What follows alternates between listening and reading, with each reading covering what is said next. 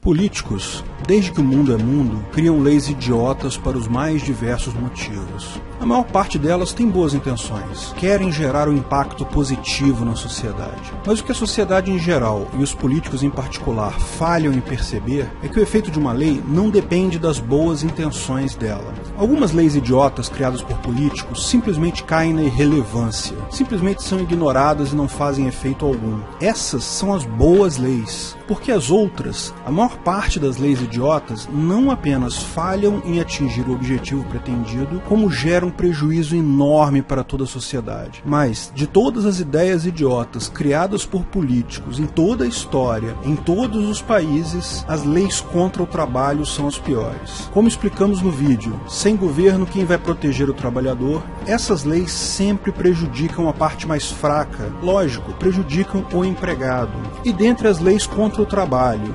geralmente criadas com a nobre pretensão de ajudar o trabalhador mais humilde, há uma lei que é a pior de todas. Algum dia, um político teve a brilhante ideia: vamos proibir as pessoas com baixos salários de trabalharem.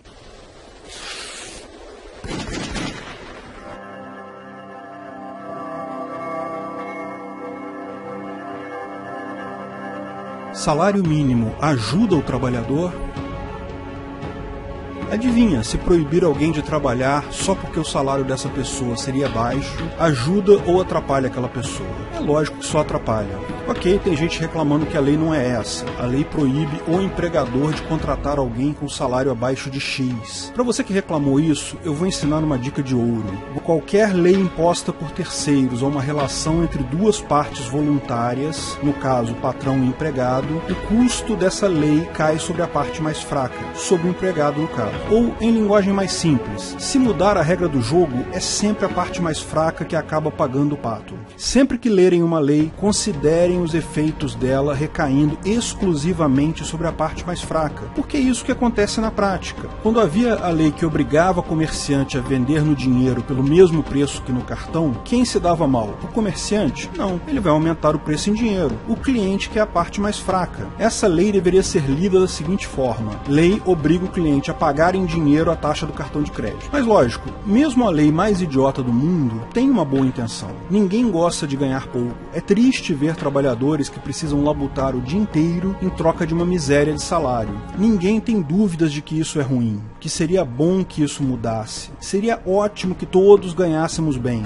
Principalmente seria lindo que mesmo o trabalhador mais humilde ganhasse o suficiente para ter uma qualidade de vida adequada. Ninguém aqui está questionando o problema. O que questionamos é a solução idiota, pré-primária mesmo. Uma lei proibindo salários baixos é incapaz de aumentar salários, porque os salários não são escolhidos aleatoriamente ou por mera conveniência do patrão. O valor dos salários é um preço que é definido por um mercado de trabalho. Se dependesse apenas da vontade dos patrões, lógico que todos os empregados teriam salários muito baixos. Mas, infelizmente para os patrões, eles precisam que o trabalhador trabalhe. E a relação de emprego é uma relação voluntária. Isso significa que, se o patrão oferecer X para um empregado e um outro patrão oferecer um valor maior do que esse, o empregado vai pedir demissão do primeiro e optará por emprego no segundo. O primeiro ficará sem o trabalho que ele precisa. A relação de emprego é uma troca, não é um favor que o patrão faz. O patrão precisa do trabalho do empregado tanto quanto o empregado precisa do salário pago.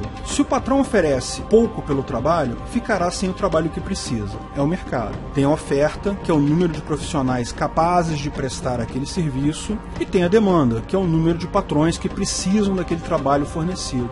Como qualquer curva da oferta e demanda, ambos se cruzam em um ponto, que varia ao longo do tempo, e determina um valor mínimo pelo qual um patrão consegue contratar um empregado para aquela função. Além desse valor mínimo, há um limite para o valor do trabalho, assim como ocorre com o preço de qualquer produto ou qualquer serviço, que é o valor subjetivo daquele produto ou serviço para o comprador. O empregador não vai pagar um salário para o empregado se o retorno que ele tem for menor do que ele está pagando. Ele prefere ficar sem fazer nada. Nessa faixa, entre o valor mínimo ditado pelo mercado e o valor máximo ditado pelo valor que o seu trabalho tem para aquele empregador, é que ocorre a negociação caso a caso. Mas é importante ressaltar que o trabalho, ao contrário de algumas mercadorias, não é uma commodity. Commodities são mercadorias cujo preço é independente da origem, da qualidade. Por exemplo, o petróleo Brent é uma commodity. O barril do petróleo Brent custa X reais e não interessa muito se foi produzido no Brasil ou na Arábia Saudita. Minério de ferro, saca de café, tudo isso são commodities. O trabalho não é assim. Em qualquer tipo de emprego, 1 hora de trabalho de uma pessoa pode valer mais do que 1 hora de trabalho de outra pessoa. Na mesma profissão, na mesma função, a produtividade das pessoas varia muito. Por esse motivo é que funcionários com mais experiência tendem a ganhar mais. A produtividade deles é muito maior do que a de um funcionário recém-formado. Esse é o conceito de carreira. Começamos ganhando pouco e ao longo da vida a tendência é que nossa produtividade cresça e consigamos melhorar nosso trabalho. Aumento de salário porque o patrão é bonzinho? Não existe patrão bonzinho. Aumento de salário porque o empregador percebe o valor do seu trabalho e tem medo de perder você, um bom profissional, para a concorrência. Outros fatores são importantes para a produtividade também. Coisas como disposição pessoal, comprometimento com o serviço, pontualidade. Também fatores sociais como conhecer muita gente, ser capaz de manter bons relacionamentos. Tudo isso tem um valor intrínseco. Repare que todos esses fatores se aplicam a todas as profissões. Mesmo o empregado mais humilde, se for pontual, educado e atencioso, gera mais valor do que outros sem essas qualidades. O resultado é que você pode entender as pessoas em um grande mapa, cada um com diferentes níveis de capacidade de gerar valor com seu trabalho. Esse valor não é fixo para uma pessoa, ele varia com o tempo, geralmente aumentando ao longo da vida da pessoa, à medida que a pessoa aprende mais e se torna mais produtiva. Esse valor gerado é o máximo que seria pago por um empregador para aquela pessoa. Quando o governo estabelece uma linha e diz que não podem haver trabalhos abaixo daquele valor, você está simplesmente impedindo um monte de gente de trabalhar. É importante deixar claro que, para algumas poucas pessoas, o salário mínimo pode ajudar sim. Lembre-se, o mapa mostra o valor gerado, que é o valor máximo que um salário de uma pessoa poderia ter. Mas o salário real pode estar entre esse valor máximo, acima do que ninguém iria te contratar, e o valor mínimo do mercado, abaixo do qual você procuraria outro emprego. Aqueles cujo salário atual é menor que o salário mínimo, mas o valor gerado com o trabalho é maior do que o salário mínimo, nesses casos específicos pode ter um aumento. Mas o custo disso é jogar para baixo da linha da empregabilidade uma fração considerável das pessoas. E veja, é óbvio que essa linha é alta demais no Brasil. Há desemprego crônico aqui há bastante tempo.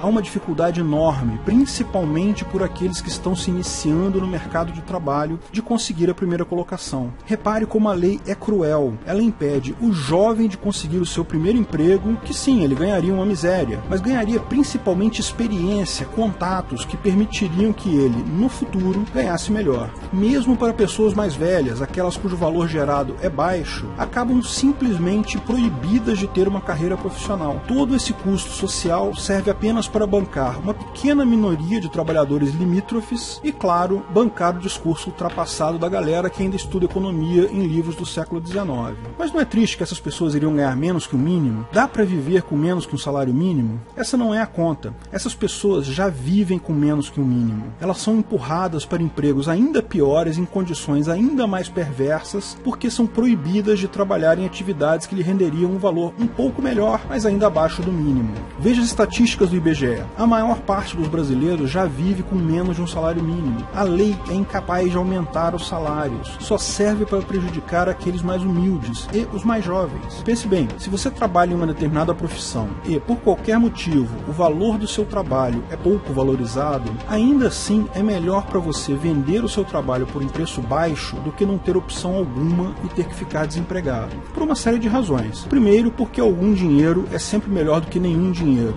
Ah, mas não dá para fazer nada com menos que o mínimo. Olha, dá para fazer mais coisas do que com R$0. Segundo, porque você tem a oportunidade de aprender a trabalhar melhor. Se for esperto, vai melhorar a sua forma de trabalho e poderá ganhar mais adiante. Isso é principalmente verdadeiro para quem está começando a trabalhar. Terceiro, porque estar empregado é uma ótima maneira de estar conectado com o mercado de trabalho. Você tem muito mais chances de conseguir outro emprego melhor estando empregado do que estando desempregado. Salário mínimo é equivalente a privar todas as pessoas pessoas mais simples de um emprego formal. Significa impedir que aqueles que estão iniciando em uma profissão ou que ainda não estão habituados ao mercado de trabalho, aqueles com menor escolaridade, com menor capacidade de produzir, consigam uma primeira oportunidade onde poderiam deslanchar uma carreira de sucesso. Dentre todas as leis com boas intenções e consequências catastróficas, o salário mínimo é a mais perversa delas, justamente porque pune os trabalhadores mais frágeis, aqueles com menor capacidade de optar por negócios próprios, de investir em sua educação. Dizer que o salário não pode ser menor do que X não significa aumentar o salário de todo mundo para X, significa destruir a vida de um monte de gente. Felizmente, tanto o governo quanto o emprego formal estão desaparecendo rapidamente. Essas estruturas anacrônicas vão deixar de prejudicar os mais pobres em alguns anos. O livre mercado de trabalho tende a ser cada vez mais livre e em pouco tempo todo mundo será freelancer e todo mundo conseguirá, dessa forma, explorar o máximo de valor que tem capacidade de gerar com seu trabalho.